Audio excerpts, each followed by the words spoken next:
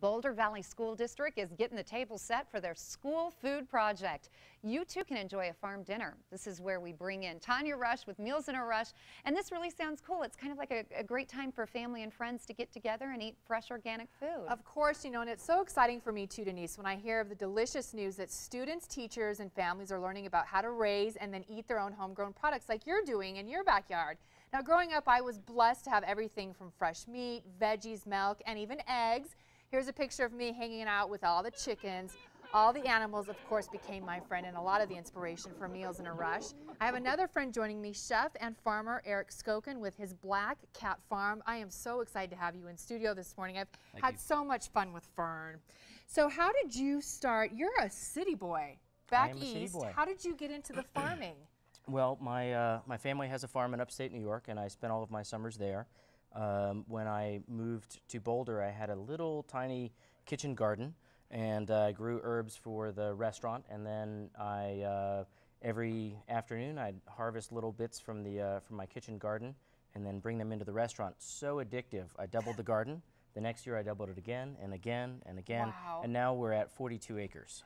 Isn't it amazing how much dirt is therapeutic and can really help you? Dirt is great. And then it's wonderful too because you take everything from your farm and you also have a restaurant that you get to, I mean, show everything that you've grown and have people taste test. Indeed.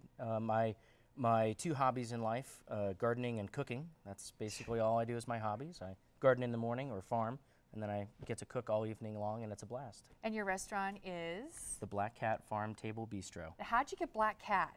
Well, we're on 13th Street in Boulder, and we were wondering if we had picked an unlucky location, so we named it the Black Cat to kind of co-opt the take charge of the bad luck. What do you all have on your farm? Can we first start with Fern? Sure. Of course, you know, yes. you have a lot of the veggies and the produce, and then a lot of the animals. And I'm going to go over here as you're explaining Fern here and kind of lift this up so people can see. She is precious. She's a beautiful hen and lays lots of eggs for us. We have lots of omelets at home because of Fern. So we have 22 hens at our house, and that was our first foray into raising animals. And we raise chickens just for eggs, and we love them, and we handle them as chicks, and so they're all pets. They all have names. I love her. And they're a tremendous amount of fun for the kids to play with.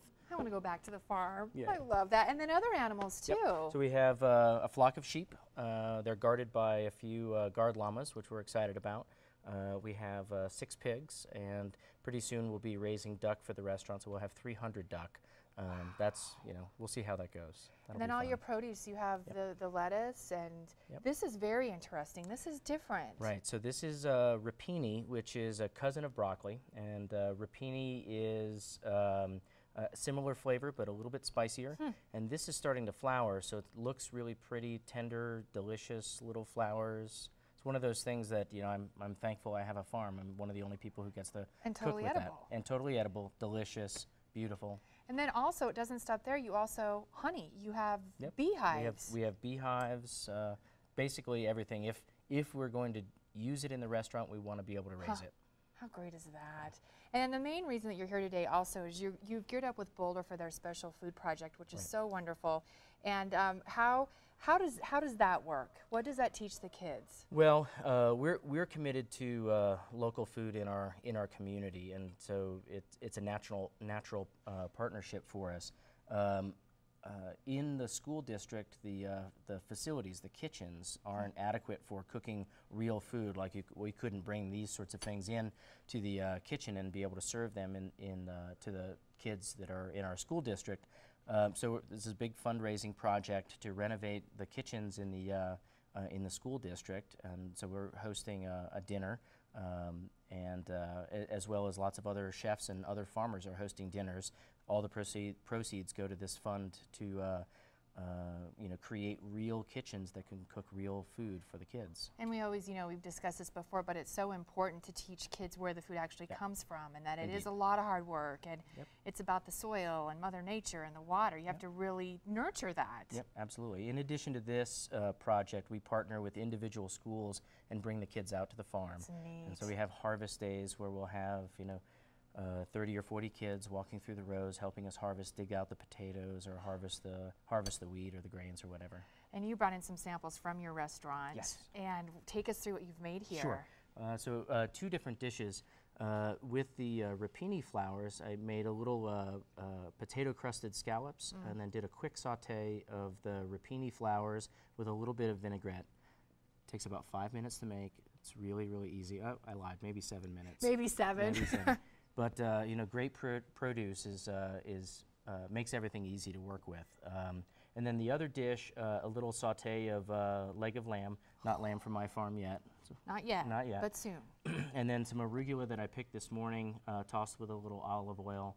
And then there's a little sauce called gremolata underneath, which is light and herbaceous, some parsley from the farm, some olives, some lemon, some olive oil. Very Smells simple, wonderful. delicious. And now one of the projects kicks off where people come enjoy the food this Saturday, That's May right. 15th. That's and right. where will that be and what farm is with that? Pastures of Plenty Farm. Phenomenal, the chef and farmer, one of the only other chef farmers out there, Lyle, he is hosting this tremendous dinner. He's a phenomenal cook, delicious food, beautiful farm. Neat. And then when are you having a big fall harvest? Ours will be in the fall, our dinner, and that'll be on October 21st. And I believe there are 6 seats left for our dinner. Ooh, so to taste your food almost done. and to help out. That's wonderful. This is great. I'm going to sample some of this, and I would love if you could leave Fern a little bit longer. Sure. She's great. Sure, of Denise, course. the School Food Project in Boulder is the perfect time, of course, to celebrate local ingredients and also the different talent featuring Boulder's top chefs. So this is really wonderful.